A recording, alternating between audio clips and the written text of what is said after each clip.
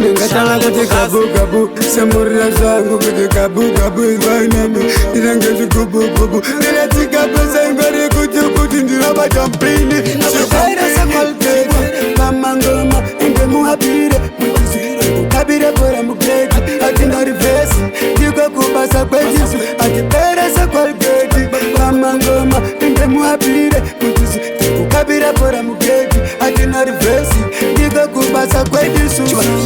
Inashi, Chigwagwagwa chatsoka Ende muwabire kuti ngoma ndiri kubika Ande sokomira, ande sokusara Tere pama pepe navo Vachaenda kunyanga Kabata hakata kuti zvedu zvishate Zvawe zvinake manje andisi nyangari Ndotemba na mwari Andifenda kanya Vina Ashipere sekolgate Mama ngoma Ende muwabire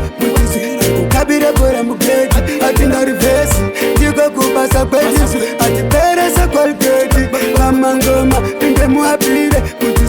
kabira bora mugeti atina rivesi chive kubasa kwejisu Atitipaini atina mira right Makwikwenezi panoda kusunga taiti Kupera atipere ende veri atisare Tinenge HIV AIDS chirwere ndiri mzukuru wenyanga Ndwatyisa sekamba ndoburuka sehanga Ndine ndakazvitanga Ndina chigwagwagwa kutapira seshoga Kuhamba tichipigwa ndetire timiswaga ndangoti Atipere sekolgate Mama ngoma ende muhabire kabire bora mugeti atina rivesi ndiko kubasa kwejisu atipere sekolgate mama ngoma ende muhabire kabire bora mugeti atina rivesi ndiko kubasa kwejisu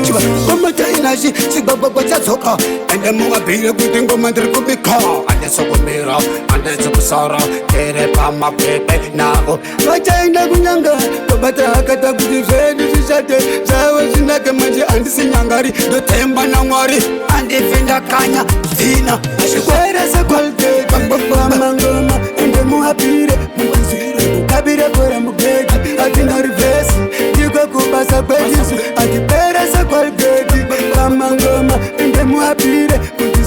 kabire bora mugeti atina rivesi chive kubasa kwejisu Atitipaini atina mira right Makwikwenezi panoda kusunga taiti Kupera atipere ende veri atisare Tinenge HIV AIDS chirwere ndiri mzukuru wenyanga Ndwatyisa sekamba ndoburuka sehanga Ndine ndakazvitanga Ndina chigwagwagwa kutapira seshoga Kuhamba tichipigwa ndetire timiswaga ndangoti Atipere sekolgate mama ngoma ende muhabire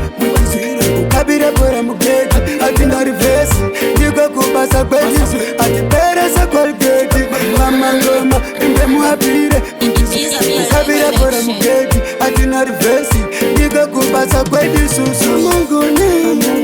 Kamunguni Kamunguni Kamunguni Nyangwe ndanyo swindi